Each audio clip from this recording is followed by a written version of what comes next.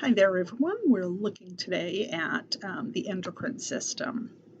The endocrine system we've addressed a little bit before, but let's dig into it a little bit. Our learning objectives here today, we're going to look at defining hormones, comparing two different types of hormones, steroid and amino acid based, the location and structure of the endocrine glands. We'll look at hormones produced in those glands and sort of what their functionality is. Identify some roots, obviously, some midterms. We're going to look at several disorders of the endocrine system for both too much hormone and too little. We're going to look at some interpretations of abbreviations. And we're not going to do case studies today, but we'll look at a couple of midterms associated with it. And so when we're talking about the endocrine system, basically we're talking about a system where there are tissues called glands that are located all over your body that are triggered to release hormones, to produce and release hormones. The signals cause the glands to do all sorts of things. They can, the hormone that might be released might be something that acts on the gland itself. So if a gland produces a hormone and the hormone circles back and the target tissue or the tissue that's affected is the gland itself, we call that an autocrine message. And that's not on here. AUTO for auto for self, CRINE, autocrine. The chemical messengers, so if a chemical messenger, a hormone, gets released from a gland and it goes through the bloodstream and acts on a target tissue or target organ far away, we call that an endocrine message. If it is one within the GI tract, we call it exocrine. If it's obviously within the neurologic-based system, the brain, the spinal cord, we call it neurocrine, and we saw that last week when we saw some of those neurotransmitters, for example. And if it happens within the interstitial fluid, it's something called paracrine, and the reason we call it paracrine is that it is the hormone is released from a gland and it acts on target tissue someplace close by. And target tissue is just the receiver of the message. So the gland is the sender of a message. The target tissue is the receiver of the message. And once the target tissue receives the message from the hormone, an action takes place. And some of the actions that hormones are designed to do is to coordinate responses from tissue, make some physiologic change on tissues. And we'll see some examples in just a minute. And it's definitely a communication and signaling function. And so hormones themselves are produced in tiny, tiny amounts, actually quite difficult to measure in our body. And the reason there is, many, but they're really well controlled. Your body is good at controlling things. They try not to produce things in excess. It's not too much, not too little. It's just right. They're very, very potent. They have a little bit goes a long way. And some of the places that we see, we're going to see some examples where hormones trigger growth of something, growth of cells in a person. So whether it's you're growing from infant to adult, or it's growth of some other kind of tissue, muscle tissue, a tumor, right? Different things can be affected by hormones. Metabolism, so how our bodies process things. And we're going to see one big one for that is something like insulin that helps us to process sugar, metabolize sugar. Behavioral affects our behavior and mood, something like melatonin, right? And reproductive activity. Glands within our reproductive system, the sex glands are the ovaries and the testes. They spurn reproductive activity. And as I said, one of our key objectives is to look at the two kinds of hormones structurally. Some hormones are made of lipids, and those are called steroid hormones. This, when we talked about cholesterol a few weeks ago, how important it was to have cholesterol in our body. This is one of the reasons why we need those lipids, those fats, to make steroids. And cholesterol moves into steroid, is used to make steroids. The glands that produce lipid-based hormones are the gonads, the ovaries and the testes, and the adrenal cortex. And we're going to see the adrenal cortex in just a minute. It's a small gland that sits on top of each one of our kidneys. The other sets of hormones are made from amino acids. Those are our building blocks of proteins, right? All the other glands in our body make amino acid-based hormones.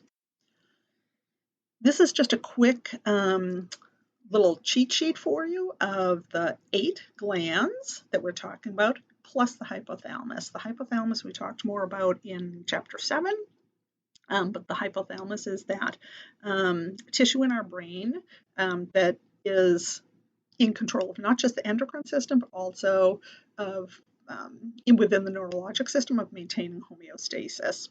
And so it's that bridge between the nervous system and endocrine. And it is located hypo, it's below the thalamus. So the thalamus is in the brain, and then the hypothalamus is below that. You can see here some of the things that affects. We're going to talk about the pituitary, parathyroid, thyroid, adrenal, pancreas, pineal, and then the ovaries and the testes. And so here's a nice picture, just so you can get a point of reference here. So that here's the hypothalamus is here, the thalamus is up above it. Down below it, very, very small, is the pituitary or the hypophysis. It has an anterior and a posterior part we'll talk about in just a second. And the pineal gland is tiny, tiny, tiny. It's way in the back of your brain. In the front, we have the thyroid here. This it's not a great picture here because they're trying to do them both at the same time. But the thyroid, we'll have a better picture in a minute. It's kind of a butterfly-shaped one that crosses in front of your trachea. And the parathyroid is behind that. It's posterior to that. There's our kidneys with our adrenal gland. Here's our pancreas with some important cells, the islets with little islands of cells that help us make insulin and glucagon that help us control our sugar. And then obviously the ovaries and the testes to produce estrogen and testosterone respectively. And so the hypophysis or the pituitary is a small gland right here, and you see it has 2 little lobes here. The one in the front is the anterior pituitary. The one in the back is the posterior pituitary. And it's controlled by the hypothalamus. So here's the hypothalamus. This was the thalamus. The hypo was below it. The anterior pituitary produces and releases 6 hormones. The posterior pituitary takes hormones that are produced in the hypothalamus and stores them. So the posterior pituitary is really a storage location. It releases them, but it stores them. And some of the functions that we're going to see, we'll talk about the functionality in just a minute. And so we have the anterior, so this is a better picture, that tiny, tiny little gland we just saw in that picture. Here is the anterior pituitary and the posterior pituitary, both make one pituitary gland. It's tiny, it's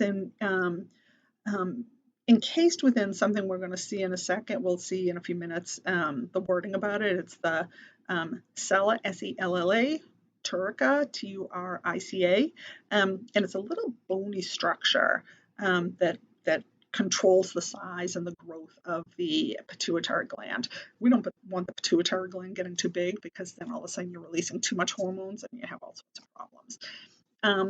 As I said, the anterior pituitary releases growth hormone that promotes tissue growth. It releases thyroid stimulating hormone, and you can see that's what I was saying about the thyroid being butterfly shaped, to release hormones of the thyroid that help us with metabolism.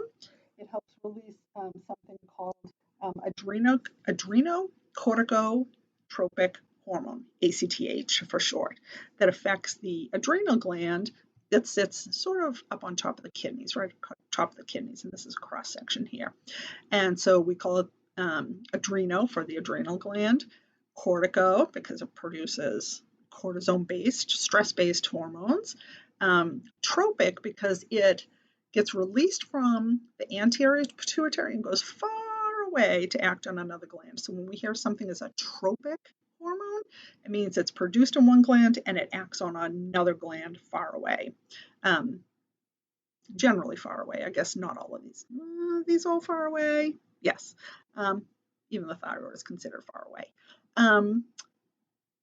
FSH and LH, follicle stimulating hormone and luteinizing hormone, can impact one or the other, either testes or ovaries, to either produce sperm or eggs, and cause these tissues also to produce their own hormones. Primarily, the ovary primarily, the big hormone that we associate with the ovary is estrogen, but certainly progesterone is a balancing hormone as well, and testosterone from the testes. Prolactin produces breast tissue in men and women. So if you have a disease of the pituitary, men can develop breast tissue. Significant. The posterior pituitary, so these ones in the lighter blue, are the things that are released from the posterior pituitary. Oxytocin, which does two things. It causes lactation or production of breast milk to occur, again, in men or women, as well as the release of oxytocin, which causes the uterus to contract to induce labor and begin labor. And then it also releases something we call ADH, or antidiuretic hormone. We're going to look at this in just a second. Another term for antidiuretic hormone is vasopressin, vasopressin, vasopressin. So if you hear someone refer to vasopressin, they're talking about that. And we'll talk about how ADH works in just 1 second, which is right now. So the posterior pituitary is not synthesizing, and again, here it is, and here it is related to here. So remember, the posterior is in the back. This picture is the anterior is in the front, posterior is in the back. ADH, or vasopressin, let's look at that med term, antidiuretic hormone. So let's start in the root, diuretic. What is a diuretic? So if someone takes a diuretic, it causes your body to release water in the form of urine. And so lots of people get that. There's a lot of reasons we have antidiuretics. If there's some kind of an imbalance in our body frequently, this can happen. And so our body releases vasopressin, and basically, without being crude, you go pee. And if you take a exogenous, or you take a pill that's a diuretic, you're going to pee a lot, right? Lots of excess water, whether you really can spare it or not. Antidiuretic then is one that makes it so you don't release the water. And when we do that, I'm not going to worry about, this was from my chemistry class, so we're not going to really talk about osmolarity right now, or osmolality, but we're going to talk about water balance and blood pressure. There's a lot of conditions where, especially if your blood pressure is low, there's a little signal inside of your kidney that's like, your blood pressure is low. We need to get more water saved. So if you are well hydrated, your blood pressure stays in a more normal space. Or if your blood pressure is too low, if it's too high or too low. If it's too low, we're going to save some water. If it's too high, we're going to get rid of some water. So this is the way our kidney helps us to balance our blood pressure. One of the ways we help balance our blood pressure is either by releasing water. If it's too high, we have too much going on. If it's too low, we're going to save some more water. Let's see. So that's vasopressin, antidiuretic hormone. Oxytocin, we just talked about, the purpose of that is released but not produced in the posterior pituitary. Anterior pituitary is a producing and releasing site. So hormones are synthesized there and they secrete. So those are two terms that you want to know. Synthesize means to make, secrete means to release. ACTH, it's the last time I'm going to say it, it's adrenocorticotropic hormone. It's exactly what it says. It stimulates the adrenal cortex so it's produced in the anterior pituitary, and it's triggered to tell the adrenal cortex on the kidneys to do something. It's going to tell it to stimulate the production of steroids. So this corticoid word is talking usually about, these are all steroid-based hormones. That glucose in the front is talking about, it has glucose. Aldosterone is its own hormone. Androstenedione is another hormone. The anterior pituitary doesn't get this signaling from the kidneys. It gets it from the hypothalamus, that balancing act, right? That um, that tissue in our brain that helps us maintain homeostasis. And under different controls, especially sort of our normal body rhythms, we call those normal body rhythms a diurnal pattern, a diurnal variation. It's sort of our sleep-wake cycle, right? You wake up, something happens in your body, you sleep, it happens, something else happens. So it's sort of peaks and troughs of the cycles of your day. When that happens, those normal cycles of your body, the normal diurnal patterns, your hypothalamus releases ACTH and says, now go do something. Tells the pituitary, your hypothalamus tells your pituitary to produce and secrete ACTH. Right? Other things we have, growth hormone, obviously. We're going to look at that in some detail. Prolactin, we've talked about. TSH will bind directly to the thyroid gland and cause these two really important chemicals, T3 and T4, that are involved in metabolism in our body. And then LH and FSH, luteinizing hormone and follicle stimulating, stimulate ovulation or testosterone production and testicular growth. Basically, we see these levels rise when an adolescent, is entering puberty and beyond. And so let's look quickly at the thyroid. The thyroid is this butterfly-shaped gland. It has two lobes, a right and a left, and you're like, but Andrea, I'm looking at this picture and that says it's left and it's on my right-hand side of the page. True. Imagine you're this woman and your back is facing the wall. If you were looking at your own thyroid, this right thyroid is here on her because it's her right arm. So imagine she's standing against a wall and you're in her place. Now hold up your right arm. You'll see that your thyroid is on your right lobe is on this side. The left, and so that's why when you're looking at anatomic pictures in books, they're labeled, they look funky, but we're looking at this woman's thyroid, not yours, not your hands, right? And so here's the trachea, and the larynx is behind it, and here's the thyroid gland here, left lobe, right lobe.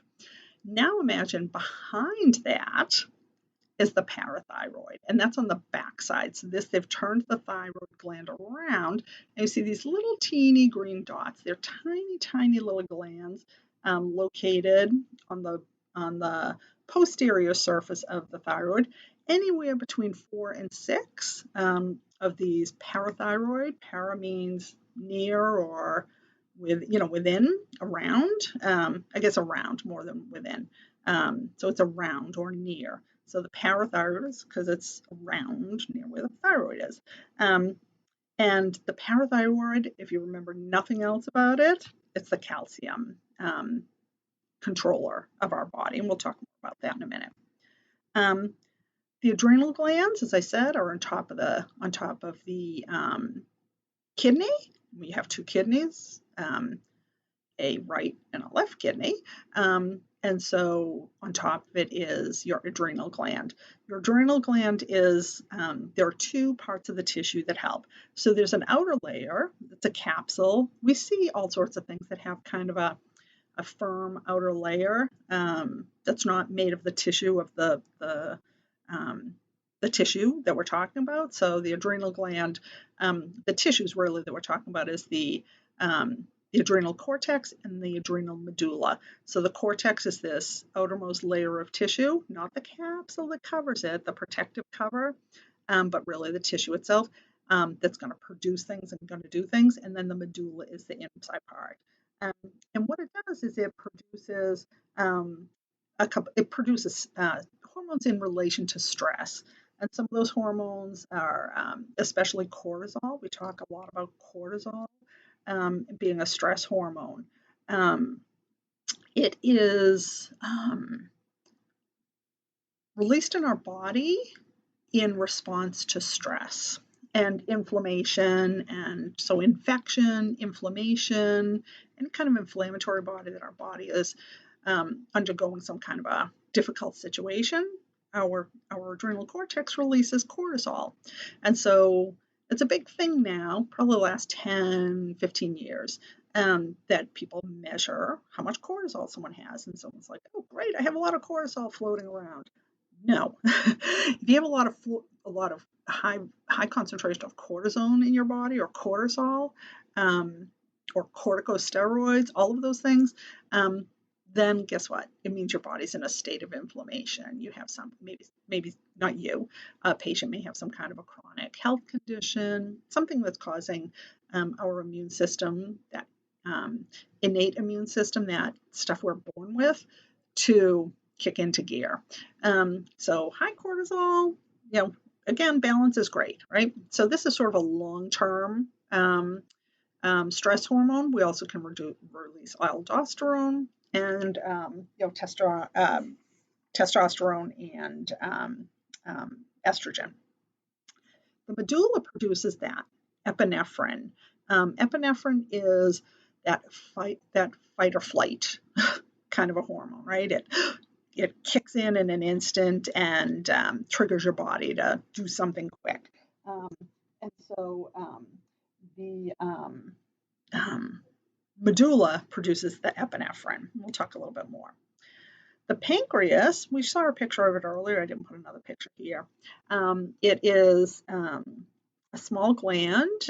We see it sort of near it's within the GI tract, near the liver, basically. Not the GI tract, it's in our abdominal region, sort of near our liver. The pancreas, but it's its own thing. The pancreas is a gland that produces two important hormones that help us to regulate sugars in our body. We take in sugar, we eat it in some form, whether it's in the form of a complex carbohydrate, whole grains, brown rice, things with, their husk and, kind of all that sort of slow action carbs, or in simple carbs, white bread or candy, or just plain sugar, right? Table sugar, candy, whatever it is that has a high glucose concentration, any kind of carbohydrate, any kind of sugar. Insulin, and so when we ingest it, our body takes all the nutrients, it goes through our digestion, goes through our stomach, goes into our small intestine, our large intestine. Our body picks out all the stuff it can use and goes into our bloodstream to either go to storage or get processed to metabolize in cells and all sorts of work that it's got to do in our body. Too much glucose is not a good thing. Too much glucose really damages the tissues, the lining of our blood vessels, damages the lining of the kidney. So it's not a good thing. And so when someone eats sugar or carbohydrates, just routinely, the pancreas, particularly the beta cells within what they call it the islet here, but it's called the islet of Langerhans. There are alpha cells and beta cells. Beta cells are what we're interested in now. They produce insulin. And what insulin does, insulin is sort of like a genie. It's in your bloodstream and it gets secreted out by your pancreas, goes into your bloodstream, goes and finds the cells and tissues of our body that say, okay, open up and let the sugar into the cell to be metabolized and be used for energy to make that cell be able to continue to function. So it decreases blood sugar concentrations by basically telling cells, okay, let the glucose in and you need to use it. So it lets cells in our peripheral systems, in our lymphatic system, in our vascular system, as well as it does the same thing in our liver cells. We call liver cells hepatocytes, HEPATOCYTE. Anytime you hear the word hepato, it's talking about the liver. It tells the hepatocytes, open up, let's get some of this extra sugar into the liver cells, and we're gonna convert it into something else, and we're gonna keep it in our liver cells and save it up for when we need some quick energy. So that's what insulin does. Helps it get into local cells that need it for energy, and then helps it go into the liver cells for longer term storage. And so it increases the cell's ability to use sugar, and it decreases the amount of circulating sugar we keep in our blood. Really important. And so when we talk later on about insulin resistance in diabetes, over time, if people over their lifetime, they've taken a lot of sugar, and we go through this cycle of releasing insulin and managing these, consistently high glucose levels in our body, eventually your body just needs more insulin to make the cells open up, to open the doors. And so that's when we start to see insulin resistance. It's caused over years, and it's caused by patients that tend to have obesity issues, and it just makes their cells not want to take on more sugar, so we have to release more insulin to make our body do its job. The other hormone that we get through the beta cells in the pancreas is this one called glucagon. This one's not as famous as insulin, but it's really important as well. As insulin tells the body's cells to let some sugar in and either get used immediately for energy or to get stored in our liver, glucagon also helps regulate the body's blood sugar levels, but it has the opposite effect. So it will do two things. It either decreases the cellular use of glucose. It says, slow it down, people. We're in a position right now where we don't have a lot of circulating blood sugar. Maybe someone is fasting. Maybe someone's on low carb, right? And so it says, slow down your metabolism of that glucose just a little. We're going to conserve here. And it will help to increase glucose levels in the blood, because what it's going to do is, again, you're in a position where you don't have a lot of sugar in your body, in your circulating blood. Remember that glucose up here that insulin helped us store in our hepatocytes? It takes it from its storage form, reconverts it back to glucose, and it gets circulated back into the blood system to be used by cells. So it's sort of, this one stores extra glucose, this one takes the extra glucose out of storage. Glucagon takes the extra glucose out of storage. And it does two things. It takes the stored sugar out of the liver. It also, when the storage is empty, it will actually do one more thing. It'll trigger the liver cells to take other chemicals in our body, fats and amino acids from breakdown of muscle, and turn that into energy for our body. So it converts non-glucose to glucose for our body to use. And this non-glucose is in the forms of lipids, fats, and muscle. So if you know anyone that's on a keto diet, this is how they end up having fat being used for sugar, for glucose to keep your body running. That's how you start to lose fat. And the way you get ketones is the breakdown of those amino acids. One of the end products is something called a ketone body.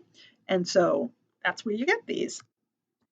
All right, last couple of endocrine tissues. The pineal gland is teeny, teeny, teeny, teeny.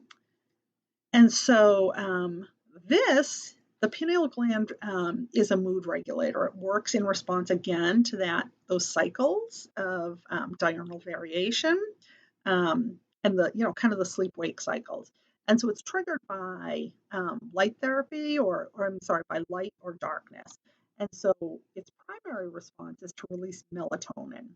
Melatonin is something that when it's dark out, they release it. It helps you to sleep. The pineal gland also helps release hormones that help regulate your mood, will help trigger over a period of time during puberty. It helps release hormones that help increase sexual development, secondary sex organs, breasts, body hair, things like that, secondary sex characteristics you start to see is also released from the pineal gland. The thymus, we're going to talk about this in chapter 10. Thymus releases a hormone called thymosin, which triggers the immune cells, one specific kind of an immune cell called a T cell, basically, takes it from its infancy and triggers it and says, time to grow up and become a big boy or big girl T cell. And it will actually produce and generate a specific kind of a cell to act on different parts of your body. And the gonads, obviously we saw the ovaries and the testes release sex hormones. They produce and secrete them. Estrogen, testosterone, we saw progesterone as well. And we're going to talk about that in chapter 14, so we're not going to talk about it much today. And finally, as we're talking about, this was the last one. Other tissues are really, we're talking about the production of prostaglandins separately. These were the prostaglandins were the hormones that, it's kind of a general group of cells. It's a group effort to have things like uterine contraction happen, inflammatory results, vasomotor activities, and so prostaglandins are a whole group of hormones that include things like luteinizing hormone and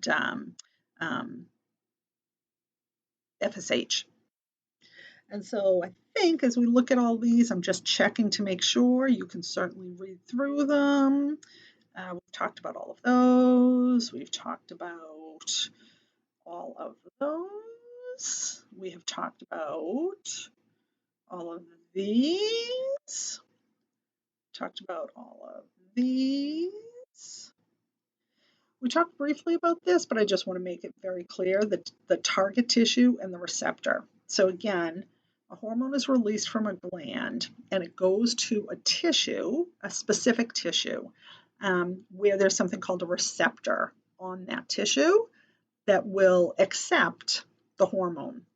And receptors, things like the hormone and receptor have a relationship almost like a lock and a key.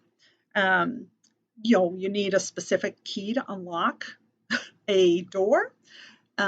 Same thing, you need a specific receptor on a cell of a tissue to receive the hormone. And so it's based on kind of the chemical structure of the hormone, but they're all unique structures, whether they're lipid-based structures or amino acid-based structures. They have a unique structure, so they will only the hormone will only fit where there's an exact lock and key fit. So I guess the key would be the hormone, and the lock, the receiver cell, is like the lock. The receiver cell is like the lock. So the hormone has to fit into the lock to turn that target tissue on to do its action. So clinically, medically speaking, what are the things we think about when we talk about the endocrine system? We talked about just in the very beginning, too much or too little hyper or hypo secretion of endocrines is going to be one of the major reasons that we're going to see disease or issues with this. Also, secretion at the wrong time. A lot of our hormonal release is based on those diurnal variations, those up and down cycles in our day. And also, sometimes we have things happen that the target tissue is just not going to respond properly. Sometimes there might be an immune response that kind of plugs up that receptor on the cell, and so it doesn't recognize the hormone. There's no lock and key fit. Imagine someone put silly putty inside of a lock, and then you try and put your key in and you're jiggling it. Or if you have a car that's a Honda, like the key may fit in the lock, but you try and wiggle it and it doesn't turn the car on. That's what I mean when I say a failure of the tissue to respond. The issues can come whether there's an issue with the gland itself, whether there's an issue way back at the master gland, that hypothalamus, or if there's an issue with the pituitary that doesn't send out that triggering stimulator hormone, right? Because remember, again, I'm just going to go back to this slide. Sometimes the pituitary releases a hormone that acts on another gland to release their hormone. And so if the pituitary isn't doing its job, for example, the thyroid wouldn't know to release thyroid hormones. That's what I'm saying. That's what I'm saying when I'm saying that the pituitary is failing to release its hormone stimulator. All right, so let's look at the pituitary, because the pituitary is a huge issue around hormone secretion for the reason that you just saw. And it impacts many, many. And so pituitary growth adenomas So if you see a growth in pituitary tissue, remember I said it's kept within that little tight um, bony structure. We do that on purpose. We don't want this pituitary to get too big.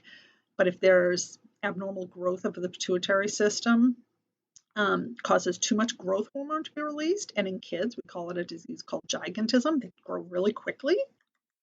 And in adults, you get something called acromegaly. It is characterized by really big feet, really big hands, and a really pronounced jawbone. So that's what acromegaly is. You could look it up and Google a picture, and that's kind of what you'll see. The pituitary gland, abnormal functioning of the pituitary gland can also increase the amount of the adrenocorticotropic hormone, ACTH, causing the adrenal cortex to do what? Produce excess cortisone or cortisol, and it causes a disease. The primary disease we see associated with ACTH is one called Cushing disease. We'll talk about that in just a second. Other things, too much prolactin from the pituitary that's in excess causes excess growth of breast tissue in hormone in males or females, and prolactin. It is participating because you can actually produce milk when you're not pregnant. LH and FSH hormones are in excess. They overstimulate the ovaries and the testes. And it's usually caused, instead of just necessarily a secretion of growth hormones, it's lacking that what we call that negative feedback. It's the turn on. So we have a call for hormones to be released, produced and released. And then when there's plenty out there, remember I said a little goes a long way. There's what we call a negative feedback. Your body detects how much hormone is there and what the end product is and says, okay, you can stop now. And if that feedback doesn't happen and telling the pituitary, like, okay, I got enough things happening here, you can turn off, there can be consequences. A lot of times it's because there's some kind of a tumor someplace. Typically, what do we do if the pituitary is acting a little off? We'll do some surgery, try and reduce some of the cells that are producing hormones, right? Or we'll use some drugs to try and reduce the amount of hormone to suppress that. So remember, fewer cells means you produce less hormone, right? So if the pituitary is getting too big, we reduce the amount of pituitary tissue there and it produces less. There's an important word called panhypopituitarism. See how it says pan? Pan is, think of pandemic. Remember I always tell you, think of a word you do know, pandemic. We have if something is endemic to a region, it means it's around a certain area. When it becomes a pandemic, it goes all around the world, right? And so that's what we're saying here. So if you have an overall low action of the pituitary, it's a hypofunction, low functioning pituitary. This is typically seen if someone has either a tumor, that the tumor is sort of invading those cells and making them not be able to do their job, or if maybe there was something like someone had a stroke and we reduced the amount of blood that got to the pituitary gland and we started to have some death of that tissue. The textbook, and I'm going to apologize, I can't remember. I'm hoping I come across it, but it was a word. It might have been about the adrenal gland. It ends in PTOSIS. PTSOIS. And so we see it in cells all the time. Our cells have a normal life cycle that they're kind of programmed to die at a certain time. And we call that apoptosis, or if you pronounce it properly, that's the Massachusetts way of saying it, apoptosis, but it's kind of a soft apoptosis.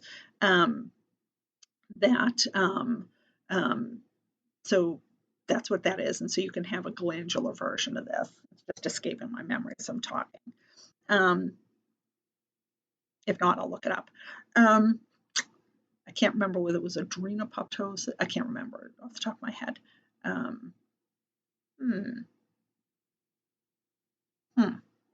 Anyways, and also the pituitary can impact, remember, go back to that photo, the production of antidiuretic hormone. Remember, it is triggered by the master gland, the hypothalamus, will trigger the pituitary to release or suppress ADH, and it results in an inability to conserve water.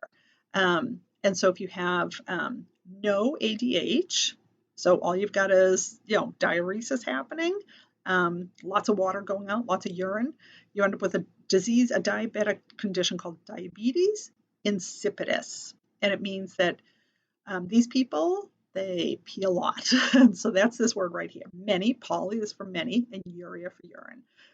So a high concentration of urine is being excreted. Polydipsia is a word for many, and dipsia refers to thirst. And so it's someone's always thirsty.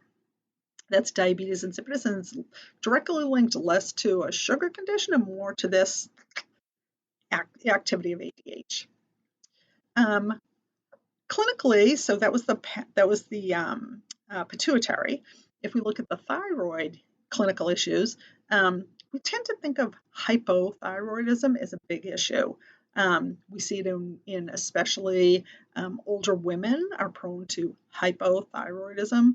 As they get older, their metabolism slows down, and they start to gain weight, and maybe they get some growth of hair on their face. And so hypothyroidism is what we're seeing here.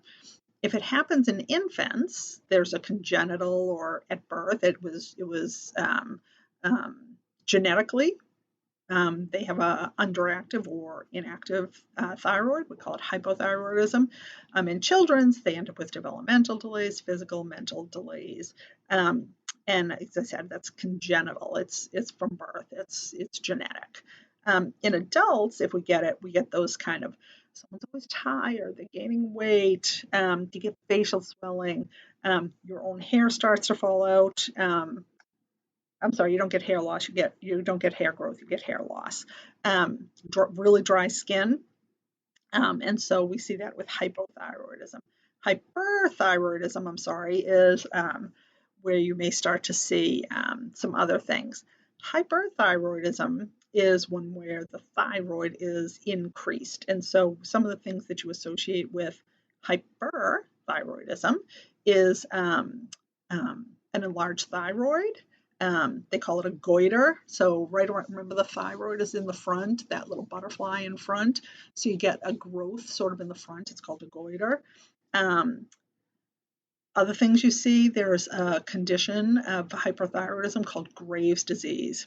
Graves' disease, the picture here, you see how he's got really bulgy eyes? Graves' disease is what we call not this kind of a goiter, that's a large thyroid. It's called a diffuse toxic goiter. And again, goiter is really just talking about that increased growth of tissue. And so, but because it's diffuse, we see the goiter, the excess tissue, someplace else. And in hyperthyroidism, in Graves' disease specifically, we see this exophthalmosis, which are those bulgy eyes. Other things we see as the symptoms of Graves' disease, opposed to hypothyroidism, is weight loss. Hypo is weight gain, hyper is weight loss. You're in hyper mode, right? Irritable. You see some hand tremoring, tachycardia, very fast heart rate. Tachy means fast. Treatment with antithyroid drugs, and they can actually remove some or all of your thyroid. Again, reducing the amount of cells that are producing this excess thyroid hormone. And so that's a patient that has exophthalmosis. The parathyroids, remember those little glands from the back, there is, and I said, remember one thing about parathyroids, it is controls the level of calcium in your blood. The thing to know about calcium levels, you eat it, you get it in milk, you eat it, in all sorts of things. Almost all of it, 99% of it, gets stored in your bones and your teeth. Very little of it circulates in your blood. You need it structurally, otherwise we'd be all blobs on the floor if we didn't have bones, right? We need it for the structure in our body, but we also need it to maintain the strength of those bones.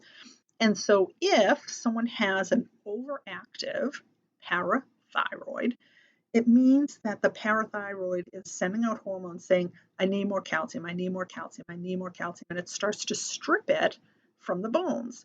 And remember, there were two kinds of cells that were associated with calcium and bone structure, right? We had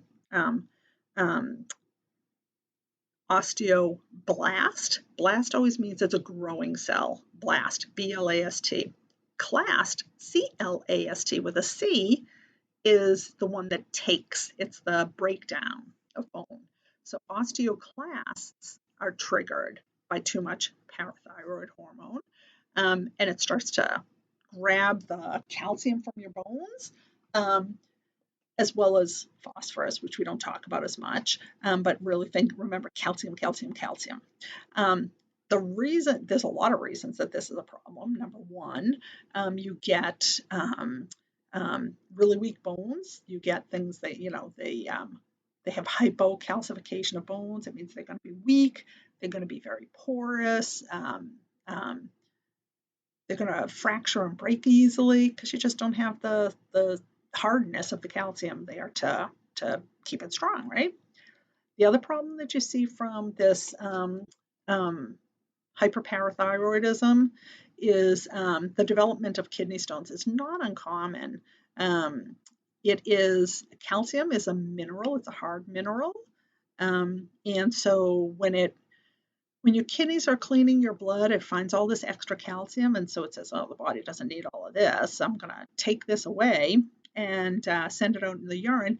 And just in the process of making urine in your body, the calcium will bind with other components in your urine and make little hard deposits, kidney stones. And so they make little stones, and it doesn't sound like much, but if you try and urinate one out through your bladder, or they're painful. So kidney stones, not good either. So that comes from an overactive parathyroid. Underactive, obviously, is going to mean that the body doesn't have enough calcium circulating, right? So there's not enough parathyroid hormone that's saying, I need to balance this. And so the calcium all just gets stored away in your bones,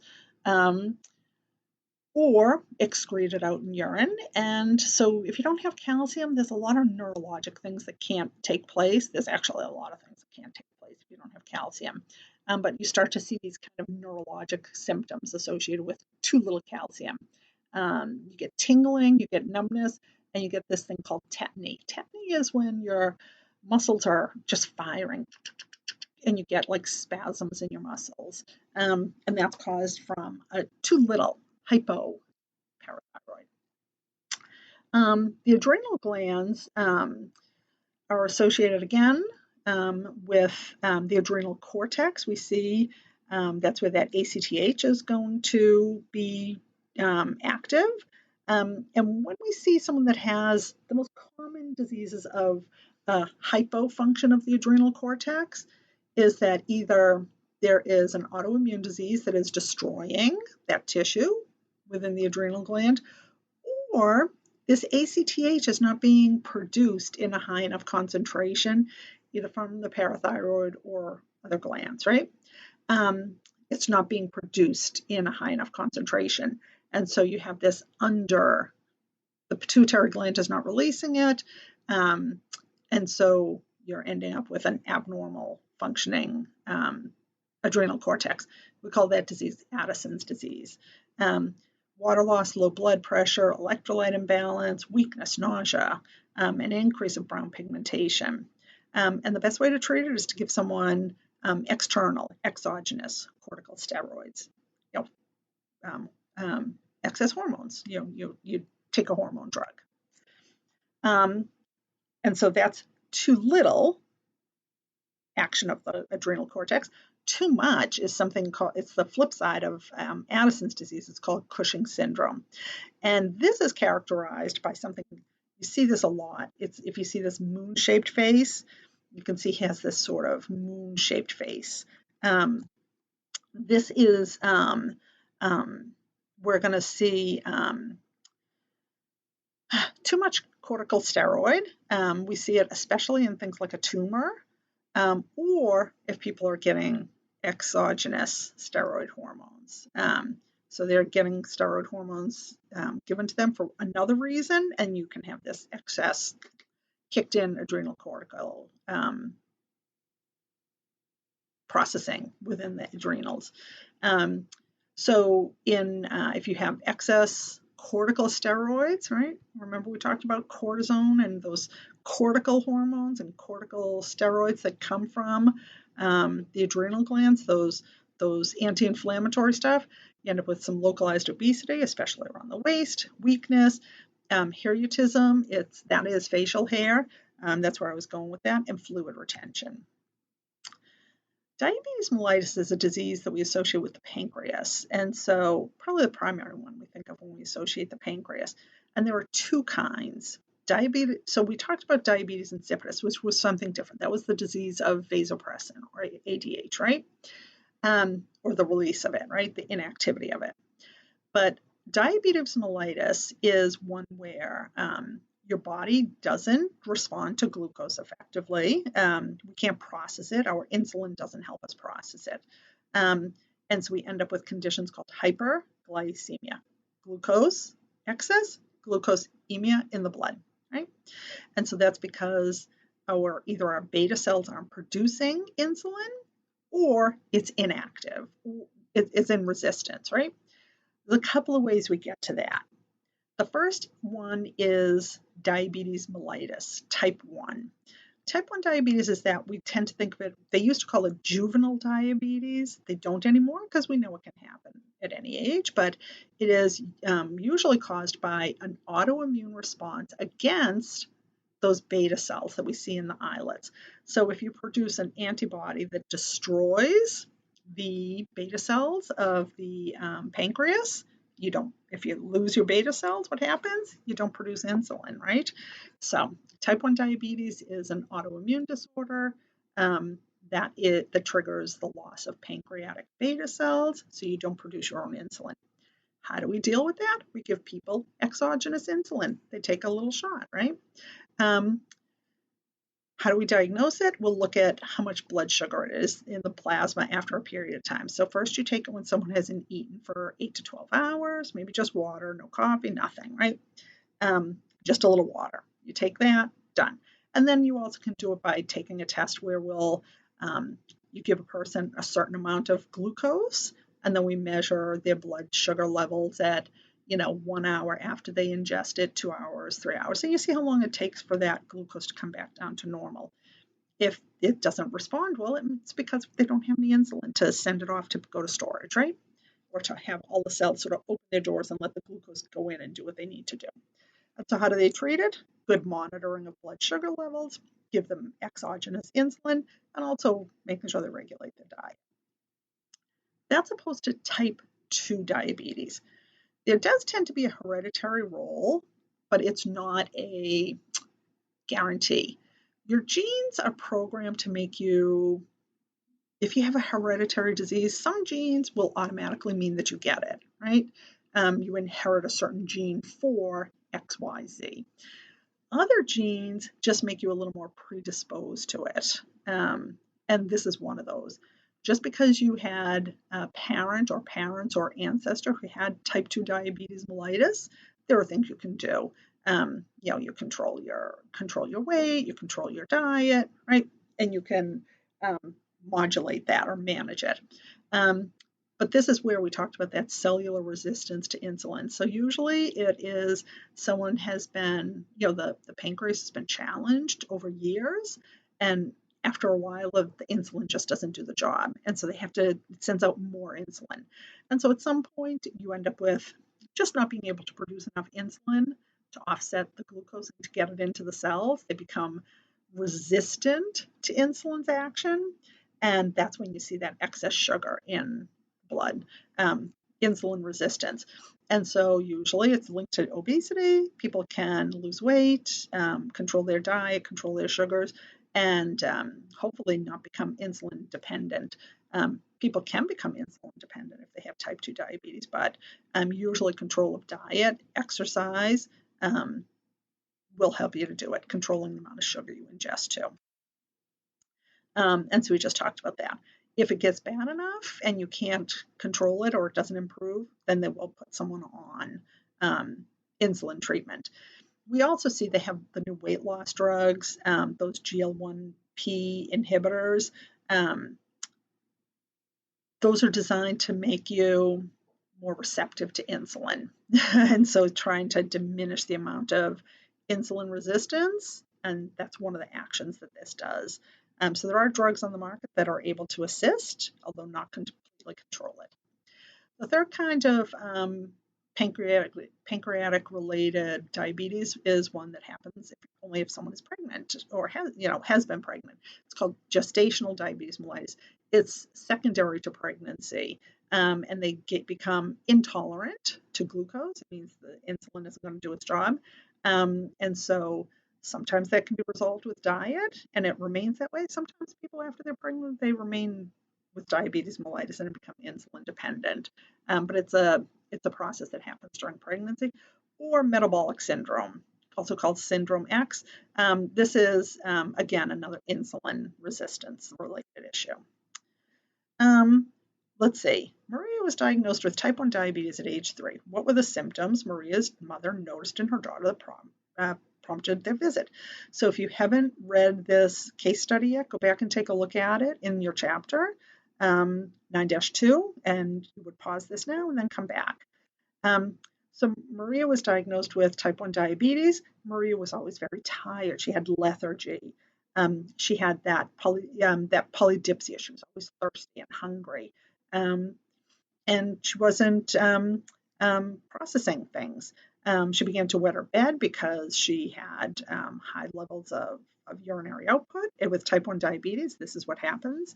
Just like diabetes insipidus, you get this polydipsia and polyuria. And she had a cut that wouldn't heal. Often that's one of the things that people go to their doctors for first, is they see they have a cut that won't heal, and they're like, I can't get rid of this cut. And the doctor's like, they take their blood sugar, and they have this exceptionally high blood sugar all the time. And so Maria was diagnosed with type 1 diabetes. She had a loss of her pancreatic insulin production. Let's see, let's look at these key terms. I'm just checking to make sure we've gone over all of these. Glycated hemoglobin, hemoglobin A1C, glycated or glycosylated hemoglobin is a process when someone has, especially a type 2 diabetes, that excess sugar that's in their bloodstream for a very long time eventually binds to the oxygen carrying component inside our red blood cells called hemoglobin. And the hemoglobin plus the sugar that attaches to it, that binds to it, we call it glycated hemoglobin. Glucose bound to the hemoglobin, or they call it glycosylated, same thing. And then the A1C is the test. So we're looking to see how much hemoglobin has sugar attached to it. And because red cells live for 180 days, it can look over the last 3 months, 90 days easily, and see how much of your sugar is, see what's been bound to your hemoglobin, and they can test that to see if someone has type 2 diabetes. People often think, I'm going to go to my doctor, I'm going to fast for a day so that they won't know because I don't want to go on insulin. Yeah, guess what? There's no hiding it. Glucosuria or glycosuria is sugar in the urine. Urea is for urine. We talked about those. Insulin shock is just too much insulin. So if someone has not eaten and which is why when someone is insulin dependent, after they eat, they measure what they've eaten. They take a look, they see what they've eaten, and then they give themselves a dose of insulin to offset what the patient has eaten. If it's too much, you can end up going into shock, which is, you kind of lose some body functions, you can pass out. It's shock, is your body goes into shock. It's because you end up with this hypoglycemia. Too much insulin makes what? All the cell doors open, takes the sugar in, sends more to the liver, and all of a sudden you have nothing circulating. You end up with hypoglycemia, and there's not enough to sort of do what you need to do. Ketoacidosis is not ketosis, and so I want to point this one out. Ketosis is the one I told you when you break down proteins and amino acids in low-carb diet, right? You have a breakdown of muscle, or you have a breakdown of amino acids, you get ketone bodies. That's a byproduct of a normal function. Ketoacidosis is changing the pH of your body, and it's caused by an excess of ketone bodies, but found in the process of diabetes. So ketones is not the same thing as ketoacidosis. So ketoacidosis can be quite damaging and really difficult. Your body maintains a really tight control of acidity versus alkalinity, sort of the normal pH. pH is talking about how acid or how alkaline or acid something is, and in your case, it's your body. It's a very tight range, like, only 0.1 point, so 7.35 to 7.45. That's it. It has that much tolerance in the system. So if you end up with a very acidic blood, you'll end up with problems. If you ever end up with a very alkaline blood, your body has problems. Your body has all sorts of things that can do to offset it, but at some point it becomes too much and it can't just offset it. And you end up with conditions of, you'd end up with someone maybe going into shock, or they would, they can go into a coma. It's bad. Metabolic syndrome is, it's just really another word for, it's kind of the fancy diagnostic name we talk about when we talk about insulin resistance. Hypopituitary system, we know what that is, and tetany. Turcica, I always say turca, it's not turcica. Anyway, it's a little bone that contains the pituitary gland that I told you kept it in place. And we didn't really talk about the sphenoid bone, but if you go back and look at there's a bone at the base of the skull that also will hold it. So within the sphenoid bone is the bone, the sella turcica, that actually holds the pituitary. That's the little bone that holds it. That's the sphenoid bone. That's the whole thing. That's kind of like they call it a saddle, because that's where the pituitary sits. Let's see, these are enrichment terms. We're not going to talk about these. Hashimoto's disease, though, we will, because that's one that is a thyroid disease that comes from autoimmunity. So if someone has an autoimmune, their own body is attacking their thyroid tissue, their immune system is attacking their thyroid, you end up with Hashimoto's. And so you have a hypothyroidism. And so that's that. Ketosis is the one we just saw. These are not always bad, right? So if it's just because it's starvation of carbohydrates from your body, you're fine. But in extremes, when they become, when you end up with acidic urine or blood, that's when we call it ketoacidosis. Different things though. Ketosis, lots of just excess ketone bodies.